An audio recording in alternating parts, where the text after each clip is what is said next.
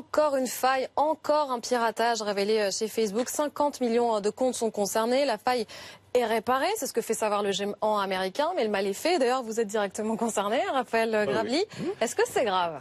Oui, c'est grave. Déjà, c'est on va dire une faille d'une ampleur inédite pour Facebook.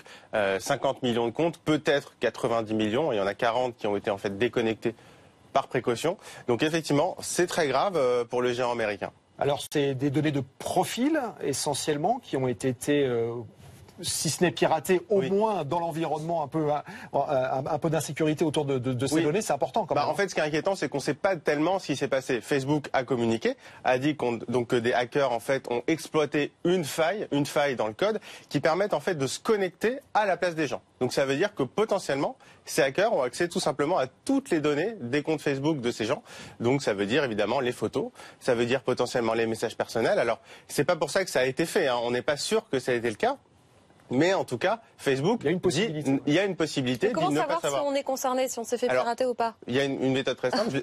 J'ai pu l'expérimenter même hier. Alors tout simplement, hier, on a été déconnectés. Les personnes concernées, donc les 90 millions de personnes concernées ou potentiellement concernées, ont été déconnectées de leur compte et ont dû à nouveau se reconnecter à leur compte. Si on a dû hier remettre son mot de passe pour accéder à son compte, c'est qu'on est potentiellement visé. C'est peut-être le moment d'arrêter Facebook.